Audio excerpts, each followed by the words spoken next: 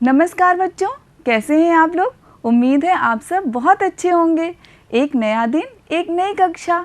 आज हम लोग कक्षा 3 हमारा परिवेश का पाठ 2 का अगला भाग पढ़ेंगे। पहले भाग में हम लोगों ने जाना कि पास पड़ोस कैसे बनता है, पास पड़ोस किसे कहते हैं, हमारे पड़ोसी कौन होते हैं। आज की कक्षा में हम जानेंगे कि पास पड़ोस की उपयोगिता क्या होती है और हमें पड़ोसियों के साथ कैसा व्यवहार करना चाहिए। तो चलिए एक बार हम लोग पहली कक्षा में क्या सीखा था उसको दोहरा लेते हैं। अब आप हमें बताइए कि पास पड़ोस किसे कहते हैं। बताइए, याद करिए पहली कक्षा में हमने क्या सीखा था। हाँ, हमारे आसपास जो परिवार रहते हैं उन्हीं से मिलकर के हमारा पास पड़ोस बनता है और वही हमारे पड़ोसी कहलाते हैं। पहली कक्षा में हमने पाठ में पढ़ा कि इरफान काका की झोपड़ी गिरने पर कैसे उनके पड़ोसियों ने उनकी मदद की थी, आपको याद है ना। और हम शिवानी और सनी के परिवार से भी हम मिल चुके हैं कि वो लोग कितने अच्छे पड़ोसी हैं। शिवानी ने अपने पड़ोसियों का एक वीडियो भी दिखाया था ना आपको, वो अपने पड़ोसियों के बारे में कितनी अच्छी अच्छी बातें बता रही थी। आज की कक्षा में हम जानेंगे कि हमें अपने पड़ोसियों के साथ कैसा व्यवहार करना चाहिए और हमारे पड़ोसी हमारे लिए क्यों ज़रूरी होते हैं। तो चलिए बच्चों, मिलकर के हम जानते हैं कि हमारा पास पड़ोस क्यों ज़रूरी होता है। तो आज की कक्षा की शुरुआत करते हैं एक नए विचार से। तो आज का विचार है, मानवता से बड़ा कोई धर्म नहीं होता। ये देखिए, मानवता से बड़ा कोई धर्म नहीं होता। एक बार फिर से मेरे साथ बोलिए, मानवता से बढ़कर कोई धर्म नहीं होता। देखिए ये चार्ट देखिए आप लोग। तो चलिए आज का विचार हो गया। अब बच्चों हम लोग कक्षा की शुरुआत करते हैं। तो चलिए पढ़ाई करने से पहले आपको आपके ही 4 प्यारे प्यारे दोस्तों से मिलाते हैं, मिलेंगे उनसे। वो भी आप लोगों की तरह प्यारे प्यारे बच्चे हैं और बहुत अच्छे दोस्त हैं। जैसे आपके स्कूल में आपके दोस्त होते हैं ना, वैसे ये 4 भी बहुत अच्छे दोस्त हैं। ये देखिए, ये चारों आपसे मिलने आए हैं। तो चलिए आज इन्हीं 4 दोस्तों की कहानी आपको पहले सुनाते हैं। राहुल, रहीम, गुरमीत, जैकब चारों बहुत अच्छे दोस्त थे। आपके भी कुछ बेस्ट फ्रेंड होते हैं ना, कुछ बहुत अच्छे दोस्त होते हैं जिनसे के साथ आप खेलते हैं, उनसे अपनी सारी सीक्रेट बातें शेयर करते हैं ना, और उनके बिना आपका मन भी नहीं लगता। ऐसे ही 4 दोस्त थे, राहुल, रहीम, गुरमीत और जैकब। चारों एक दूसरे के पड़ोसी थे, उनका घर भी आसपास ही बना हुआ था, वो लोग पड़ोसी भी थे और चारों मिलकर एक साथ खेलते थे, कूदते थे और बहुत से गेम्स खेलते थे, खेल खेलते थे। और सारे त्यौहार, चाहे वो होली हो, ईद हो, बैसाखी हो, क्रिसमस हो, सारे त्यौहार चारों दोस्त मिलकर मनाते थे। अब होली का त्यौहार आने वाला था। राहुल वो बहुत खुश था कि होली आने वाली है और इसके तीनों दोस्त भी बहुत खुश थे कि होली का त्यौहार आने वाला है। होली में कितनी मस्ती करते हैं ना आप लोग, कितने तरह तरह के पकवान बनते हैं और सब मिलजुल कर के होली का त्यौहार मनाते हैं, रंग लगाते हैं। तो ये सारी बातें सोचकर चारों दोस्त बहुत खुश थे। अब होली का दिन आ गया, सब लोग रंग खेल रहे थे। अचानक क्या हुआ कि बहुत भीड़ होती ना, सब लोग रंग लगाते हैं एक दूसरे को और एक दूसरे के साथ बहुत ही मस्ती करते हैं। तो उसमें क्या हुआ, अचानक जो राहुल था उसका पैर फिसल गया, पानी गिरा हुआ था, उसका पैर फिसल गया और वो गिर गया। उसके पैर में बच्चों चोट लग गई।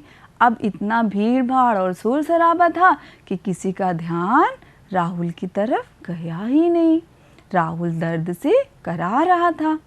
अचानक जो रहीम है, उसका दोस्त, उसके पिताजी की नज़र राहुल के ऊपर पड़ी कि राहुल तो गिरा हुआ है। वो जल्दी से आए और उन्होंने राहुल को उठाया और तुरंत ही बिना किसी को बताए उसको अस्पताल ले गए। वहाँ पे उसको डॉक्टर को दिखाया, उसका इलाज कराया। राहुल को ज़्यादा चोट नहीं लगी थी, हल्की फुल्की चोट लगी थी। डॉक्टर ने उसको देखा, दवा दिया और राहुल ठीक हो गया। तब तक उसके पिताजी, उसके तीनों दोस्त और घर के लोग भी आ गए। राहुल बिल्कुल ठीक था, डॉक्टर ने उसको छोड़ दिया। वो घर आ गया और सब ने मिल कर के होली का त्यौहार बहुत मज़े से मनाया, खूब खुश हुए चारों मिलके। तो बच्चों, आपने क्या सीखा इस कहानी से? इस कहानी से सीखा कि पहले हमारे पास पड़ोस में बहुत अच्छे संबंध रखने चाहिए, बहुत अच्छा रिश्ता बना करके रखना चाहिए। अपने दोस्तों के साथ अच्छे से खेलना चाहिए, सारे त्यौहार मनाने चाहिए। और सबसे बड़ी बात जो हमने सीखी कि अगर रहीम के जो पिताजी नहीं होते तो राहुल को चोट लगने पे उसकी मदद कौन करता? कोई करता? नहीं करता, और राहुल दर्द से कराहता रहता। तो हमें अपने पड़ोसियों के साथ, अपने दोस्तों के साथ बहुत अच्छा व्यवहार करना चाहिए और बहुत अच्छे से उनके साथ रहना चाहिए, ताकि कोई मुसीबत आने पे वो हमारे लिए खड़े रहें, हमारी मदद करें। तो आप भी अपने दोस्तों के साथ राहुल, रहीम, गुरमीत और जैकब की तरह खूब अच्छे से रहिए, ठीक है? मुझे उम्मीद है आप लोगों को कहानी बहुत अच्छी लगी होगी। अब चलिए आगे चलते हैं। अब भाई हमने पिछली कक्षा में पार्ट 2 का पहला भाग पढ़ा था ना, इरफान काका की झोपड़ी गिर गई, फिर सारे पड़ोसियों ने मिल कर के उनकी मदद की। अब आइए देखते हैं कि पाठ के अगले भाग में राधिका, रमन और विवेक क्या बातें कर रहे हैं। आपको याद है ना, राधिका, रमन, विवेक कितने अच्छे बच्चे हैं। उन्होंने इरफान काका की कितनी सहायता की थी। उनके घर के टूटे सामान को बाहर निकाला, कूड़े को घूर गड्ढे में डाला और चादर बिछाई। तो कितने ढेर सारे काम किए थे उन्होंने। तो अब इरफान काका की झोपड़ी बन के तैयार हो गई है। अब देखिए सब लोग तो खुश हो गए कि झोपड़ी नहीं बन गई। अब ये लोग क्या बातें कर रहे हैं, आइए देखते हैं। तो आप लोग अपनी पाठ्य पुस्तक खोलिए और हमने जहाँ से पढ़ा था उसके आगे का हिस्सा निकालिए। राधिका बोली, यहाँ से हम लोग आज शुरू करते हैं। आप लोग ध्यान से देखिएगा अगला भाग, ठीक है? हम पढ़ते हैं, आप ध्यान से सुनिए। राधिका बोली, इस बार ईद में काकी की सेवइयाँ बहुत मज़ेदार थीं।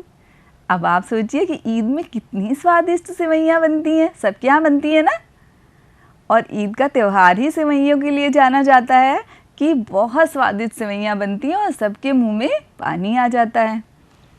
मैंने तो बस एक ही दिन खाई थी, उदास होकर विवेक बोला। विवेक के मुंह में पानी आ गया, उसको तुरंत वो सेवइयाँ याद आ गई।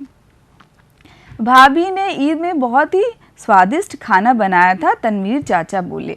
सब लोगों ने बहुत तारीफ़ की कि कैसे जो चाची थी उन्होंने ईद पे कितने स्वादिष्ट पकवान बनाए थे। वो सबको याद आने लगे, सब लोग ईद का त्यौहार याद करने लगे।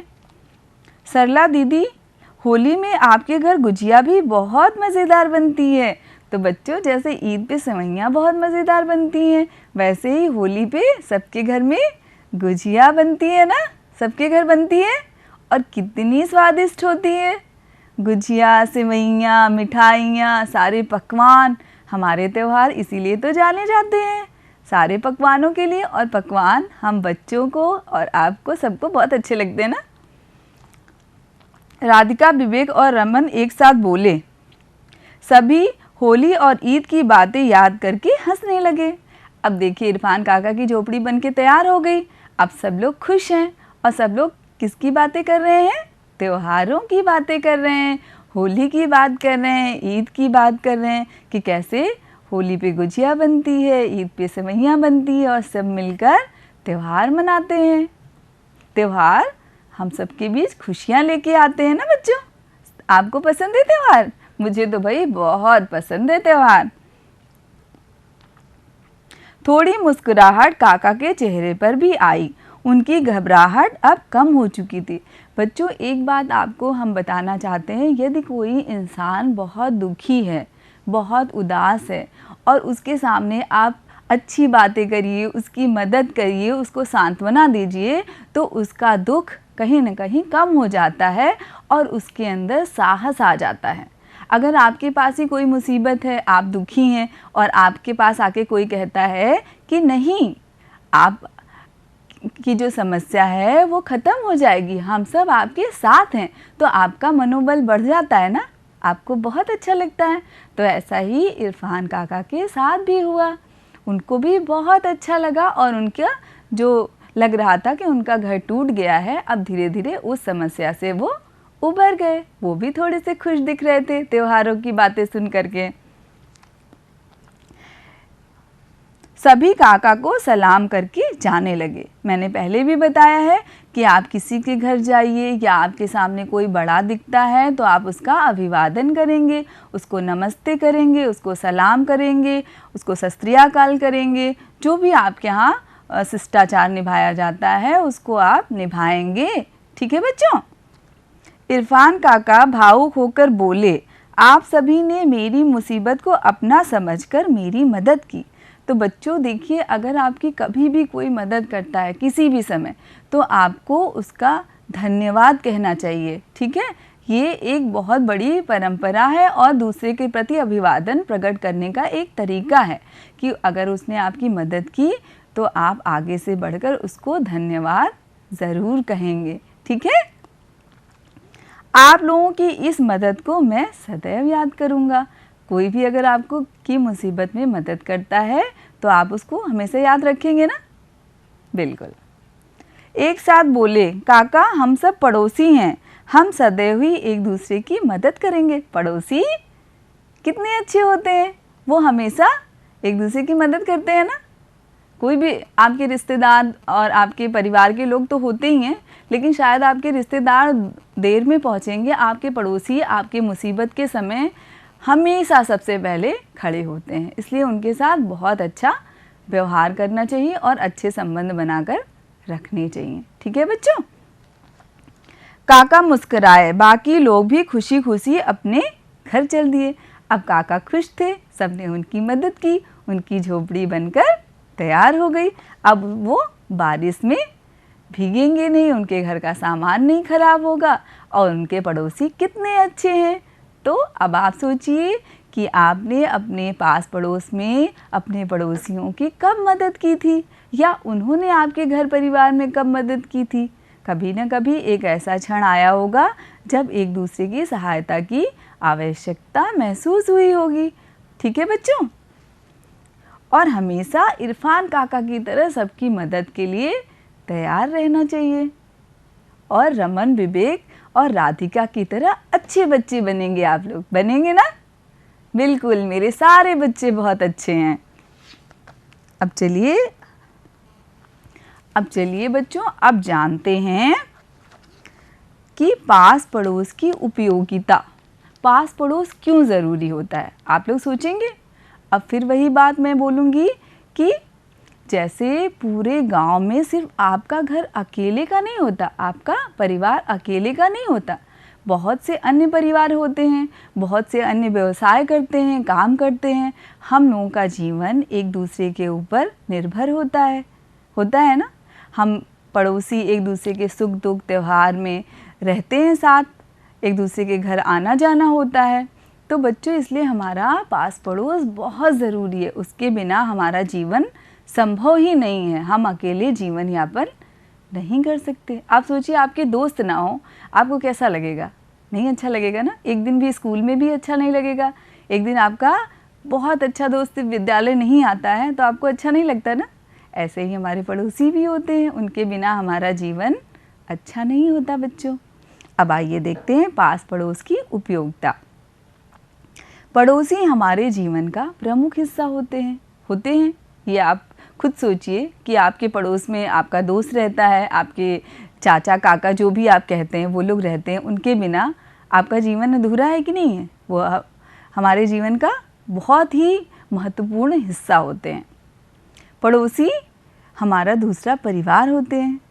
अब इतनी सारी बातें हम लोगों ने सीखी और जानी, तो जो हमारे सुख दुख में हमारे लिए खड़े होते हैं, जब हम परेशान होते हैं हमारे लिए खड़े होते हैं, या किसी काम में हमें मदद की आवश्यकता होती है, तो हमारे पड़ोसी सबसे पहले काम आते हैं। तो वो हमारे एक दूसरा परिवार ही तो होते हैं। हम सारे त्योहार खुशियाँ मिलकर मनाते हैं। तो हमने देखा पहले कि कैसे चारों दोस्त होली, दीपावली, ईद, क्रिसमस, बैसाखी मिलकर मनाते थे, हमने कहानी में देखा। उसके बाद देखा कि कैसे रमन, विवेक, सरला दीदी और तनवीर चाचा होली और ईद की बातें कर रहे थे। तो त्योहारों का आनंद ही तभी है जब हम सब मिलकर मनाएं उसको। अब सोचिए कि दीपावली है या ईद है और हम अकेले तो नहीं मना सकते ना, जब तक हमारे पड़ोसी और बहुत से लोग नहीं होते तब तक खुशी का कोई मतलब नहीं होता, त्यौहार का कोई मतलब नहीं होता है। तो बिना पड़ोसियों के त्यौहार मनाना अच्छा ही नहीं लगेगा, अकेले कोई भी त्यौहार और खुशी मिलके मनाना। कोई विपत्ति आने पर पड़ोसी ही सबसे पहले सहायता करते हैं। तो आपने देखा कि राहुल को चोट लगने पे कैसे रहीम के पिताजी लेके उसको अस्पताल गए, और इरफान काका की झोपड़ी गिरने पे सबसे पहले कौन आया? उनके पड़ोसी, और मिलके और तुरंत ही उन्होंने उनकी झोपड़ी को तैयार कर दिया। तो बच्चों, जब हमारे ऊपर कोई विपत्ति आती है तो सबसे पहले कौन आता है? हमारे पड़ोसी आते हैं। तो हमारे पड़ोसियों से आप कैसा व्यवहार करेंगे? बहुत अच्छा। जब भी मिलेंगे तो उनको अभिवादन करेंगे, नमस्कार करेंगे ना। आप छोटे हैं तो छोटी छोटी आदतें अपने अंदर विकसित करेंगे, तभी आप बड़े होकर के बहुत अच्छे पड़ोसी और बहुत अच्छे इस देश के नागरिक बन पाएंगे। ठीक है बच्चों? पास पड़ोस में हमारे दोस्त रहते हैं। अब भाई वो तो रहते ही हैं ना। आप सोचिए कि आपके पड़ोस में जो घर है उसमें कोई ना कोई आपका दोस्त ज़रूर होगा, जिसके साथ आप शाम को खेलने जाते होंगे, उसके साथ आप टीवी भी देखते होंगे, उसके साथ आप बहुत से खिलौने भी एक दूसरे के साथ शेयर करते होंगे ना। और बहुत सी ऐसी बातें होती होंगी जो सिर्फ आप अपने दोस्त को ही बताते होंगे। तो सोचिए कि हमारा पास पड़ोस ना होता तो हमारे दोस्त ना होते, हमारे दोस्त ना होते तो हमारा जीवन कैसे चलता। तो हमारा पास पड़ोस बहुत ज़रूरी है। हमें अपने पड़ोस के बूढ़े लोगों की सहायता करनी चाहिए। तो बच्चों, जो बड़े लोग होते हैं, जो बूढ़े लोग होते हैं, उनको बहुत सी समस्याएं होती हैं। पहली बात तो उनके पास जीवन का बहुत अच्छा अनुभव होता है। वो जब भी आपसे बात करते हैं आपको बहुत अच्छी बातें बताते हैं। तो पहले हमें उनके साथ समय बिताना चाहिए, उनकी बातों को बहुत ध्यान से सुनना चाहिए, और जब भी मिलें तो उनको हमेशा शिष्टाचार के साथ नमस्कार या आदाब करना चाहिए। करेंगे ना आप लोग? वो कितने खुश हो जाएंगे देखिएगा अगर आप उनको नमस्ते करेंगे या पूछेंगे कि आप कैसे हैं, आपकी तबीयत कैसी है। यदि उनको कोई समस्या है तो आप उनसे पूछिए कि मैं आपकी कोई सहायता कर सकता हूँ। देखिए वो मन से कितना आशीर्वाद देते हैं आपको। तो और सबसे मधुर संबंध बनाकर रखना चाहिए। तो जो हमारा पास पड़ोस है तभी अच्छा हो सकता है जब हम उनके साथ बहुत अच्छा रिश्ता रखें। अगर हम झगड़ा लड़ाई करेंगे तो हमारा जीना खुद ही मुश्किल हो जाएगा। तभी तक खुशी होती है जब तक माहौल बहुत अच्छा होता है। जहाँ हमारा व्यवहार गड़बड़ होता है वैसे ही पास पड़ोस का माहौल गड़बड़ हो जाता है, बहुत बुरा हो जाता है। तो सबसे पहले हमें सबसे मधुर संबंध बनाकर रखना चाहिए। आप लोग रखेंगे ना? आप लोग मेरी बात मानेंगे ना? मैम की बात मानेंगे ना? हाँ, मेरे बहुत प्यारे बच्चे हैं, सारी मेरी बातें मानते हैं। अब आइए बच्चों, एक रोचक गतिविधि करते हैं। आपको भी मज़ा आएगा और मुझे भी बहुत अच्छा लगेगा। तो चलिए एक रोचक गतिविधि करते हैं। ये देखिए हम आपके लिए क्या लेके आए हैं। बहुत ध्यान से देखिए। इसमें क्या लिखा है? पास पड़ोस। क्या लिखा है? पास पड़ोस। ये है मेरा घर, यहाँ पे आप अपना घर बनाइए, ठीक है। यहाँ पे आप अपना घर बनाइए और ये यहाँ पे अपने पड़ोसी का घर बनाइए, ठीक है। ये आपका घर हो गया, ये आपके पड़ोसी का घर हो गया। अब यहाँ पे लिखिए पड़ोसियों से कैसा व्यवहार करना चाहिए। उसके बाद ये एक फ्लावर बनाइए सुंदर सा, बहुत प्यारा सा, और उसमें लिखिए कि पड़ोसियों के साथ कैसा व्यवहार करना चाहिए। तो चलिए देखते हैं। पास पड़ोस के लोगों को सलाम या नमस्ते करना चाहिए। पहले तो हमें क्या करना चाहिए कि कोई बड़ा दिखता है तो हमें उससे नमस्ते या प्रणाम करना चाहिए। और उसके बाद पड़ोसियों के साथ कभी झगड़ा नहीं करना चाहिए। आपने क्या सीखा था, मैंने अभी इतना बताया कि कभी भी अपने दोस्तों से या पड़ोसियों से झगड़ा नहीं करना चाहिए, बहुत गंदी आदत होती है ये। अपने पास पड़ोस में साफ सफाई रखनी चाहिए।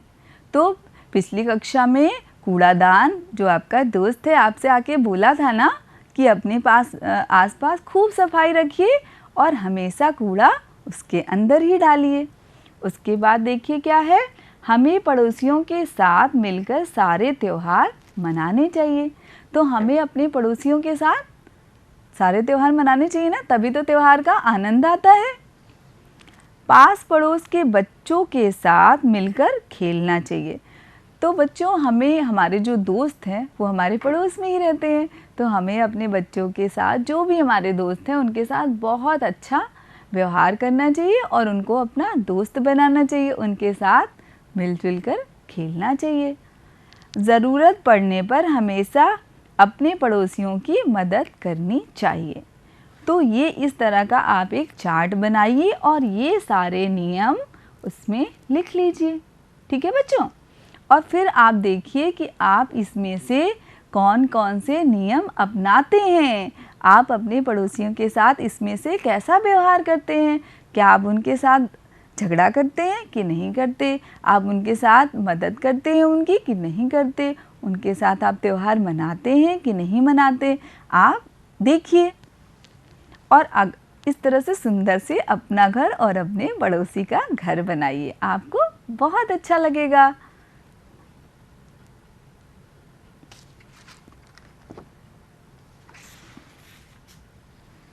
अब आइए आगे चलते हैं।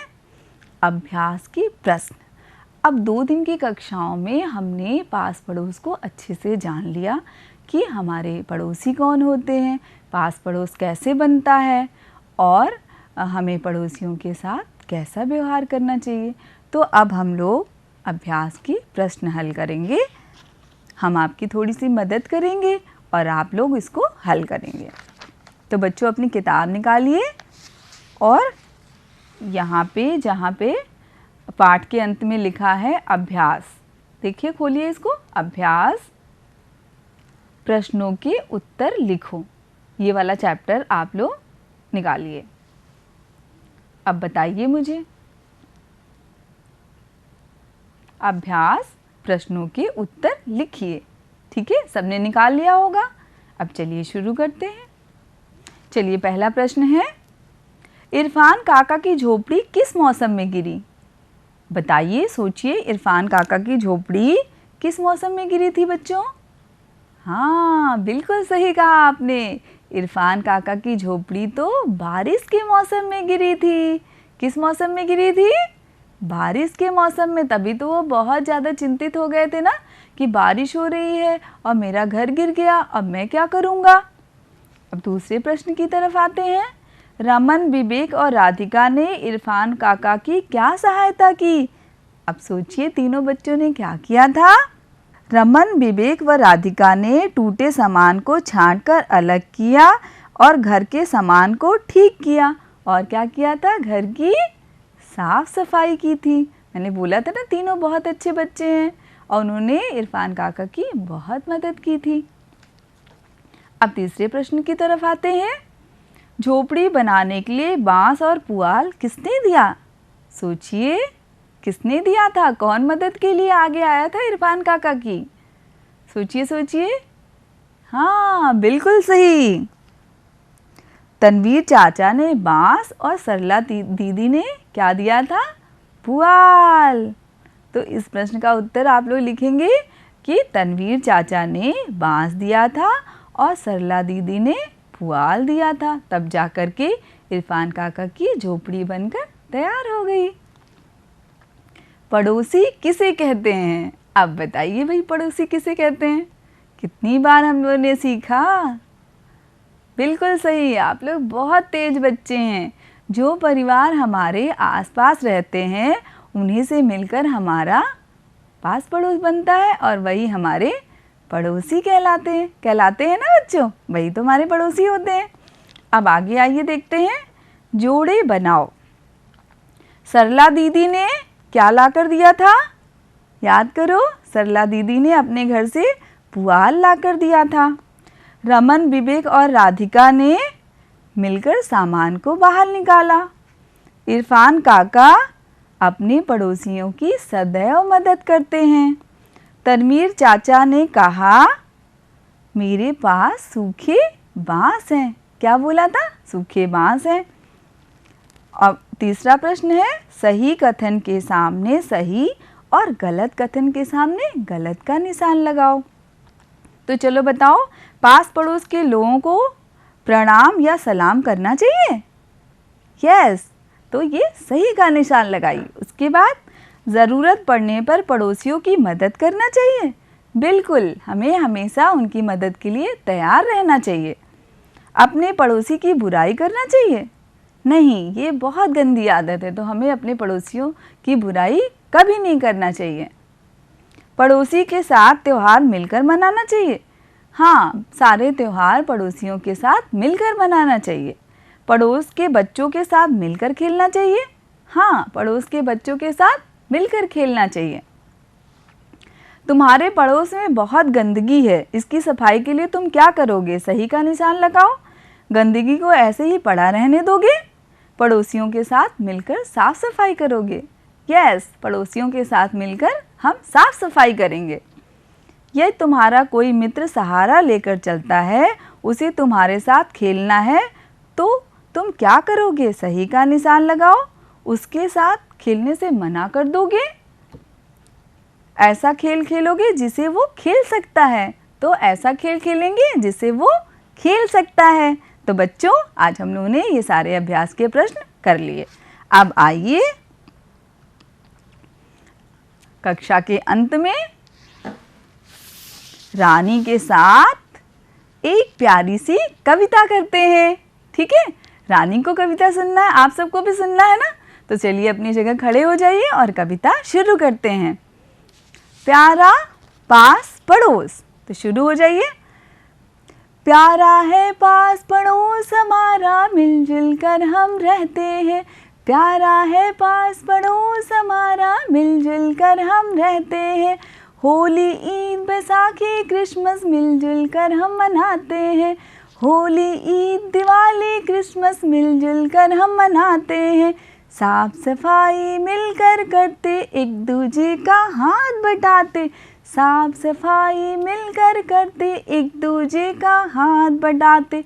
अगर आ जाए कोई मुसीबत, हाँ, अगर आ जाए कोई मुसीबत, मिलजुल कर हम उसे भगाते।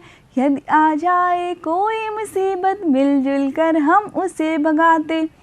पड़ोसी है परिवार हमारे, मुसीबत में सबसे पहले काम है आते। पड़ोसी है परिवार हमारे, मुसीबत में सबसे पहले काम है आते।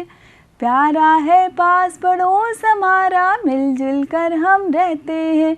होली, ईद, बैसाखी, क्रिसमस मिलजुल कर हम मनाते हैं। क्यों बच्चों, सही बात है ना? तो ये कविता आप लोग याद करिए और अपने पड़ोसियों के साथ बहुत अच्छे से रहिए। तो बच्चों, आज हम लोगों ने बहुत कुछ सीखा, बहुत कुछ जाना और देखा कि हमारा पास पड़ोस कैसे बनता है, हमारे पड़ोसी कौन होते हैं और हमें उनके साथ कैसा व्यवहार करना चाहिए, अपने आसपास कैसे मिलजुल कर साफ़ सफाई रखनी चाहिए, जो बड़े बूढ़े लोग हैं उनकी सहायता करनी चाहिए और जो दिव्यांग लोग हैं, हमारे दोस्त हैं, उनकी भी बहुत मदद करनी चाहिए ना। तो आपने ये सारी बातें सीखी और हमेशा एक अच्छे नागरिक बनने का प्रयास करेंगे ना। हमको एक अच्छा राष्ट्र बनाना है, एक अच्छा समाज बनाना है, एक अच्छा गांव बनाना है, एक अच्छा पड़ोसी बनना है ना। सबको बनना है, हाँ सबको बनना है ना। तो ठीक है बच्चों, इन्हीं के साथ आप लोगों को एक गृह कार्य भी मुझे देना था। तो गृह कार्य में आप लोग क्या करेंगे कि अपने पड़ोसी के साथ आप कौन कौन से काम मिलजुल कर करते हैं और कौन कौन से त्यौहार आप मिलकर मनाते हैं, इसको आप लिखेंगे और देखेंगे कि आप जब मिलजुल के कोई काम करते हैं तो कितना अच्छा लगता है। चलिए, इन्हीं शब्दों के साथ पड़ोसियों के साथ मिलजुल कर रहें और बुजुर्ग व दिव्यांगजनों की हमेशा सहायता करें। तो चलिए बच्चों, आप लोग बहुत खुश रहिए, अपने आसपास साफ सफाई रखिए, अपने दोस्तों के साथ मिलजुल कर खेलिए और पढ़ने का समय भी निकालिए और खूब पढ़ाई करिए, खूब आगे बढ़िए। नमस्कार, धन्यवाद।